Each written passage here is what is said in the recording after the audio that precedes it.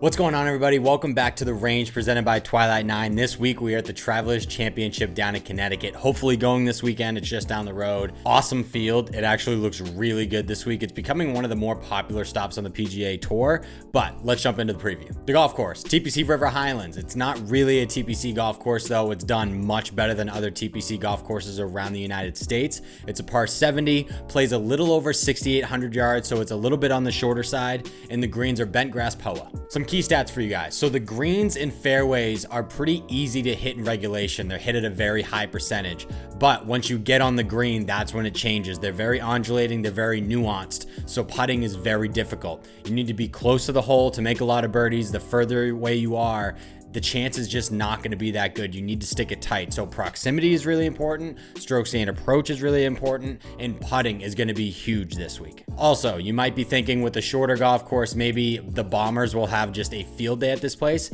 It's not really the case. We've seen both kind of players win. Last year, Dustin Johnson won. The year before that, though, Ches Reavie won, one of the shorter players on the PGA Tour. So it doesn't really benefit one style or another. Kind of keeps everybody in it, which is really awesome. The first bet we have on the card this week is going to be Kevin Streelman. He won the Travelers back in 2014, was actually the runner-up to Dustin Johnson just last year. He's just been hanging around the leaderboards the past month and a half since missing the cut at the Valspar. He's played in 5 events. He hasn't finished outside the top 30, and that includes 4 top 20 finishes highlighted by a top 10 at Kiowa and a top 15 at Torrey Pines. His proximity numbers are really good. He's inside the top 50 in every category inside 200 yards over his last 50 rounds.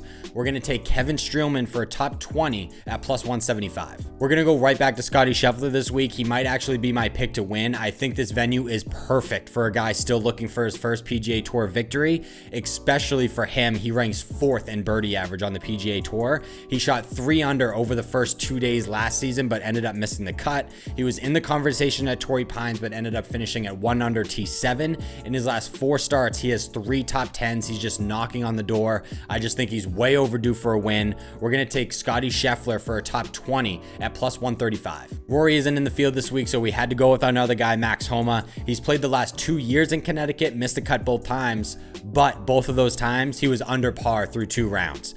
He missed the cut at the US Open, but the week before that, he had a top 10 at Memorial. I just think this golf course kind of fits what Max Homa does. We're going to go Max for a top 40 this week at plus 140. The little lefty, Brian Harman, he loves him some TPC River Highlands. He missed the cut last year, even though he was under par, but before that finished inside the top 10 in 2019 and in 2018. Over his last 7 stroke play event starts, he's only finished outside the top 20 one time, and that was a missed cut at the PGA Championship. We're going to take Brian Harman for a top 30 this week at plus 110. Charlie Hoffman, a guy that we've made a lot of money in the past. I think he's going to be a guy to watch this week. He's 10th on tour this season in strokes and approach and 17th in proximity over his last 24 rounds. He hasn't had recent success at this golf tournament, but past finishes may reflect what's coming this week. He had a top 20 finish in 2018, a top 5 finish in 2017, and a top 25 finish in 2016. His last 2 finishes have not been great, but before that, he was on an absolute roll. I think he had 9 top 20 finishes going back to the AT&T Pebble Beach Pro-Am.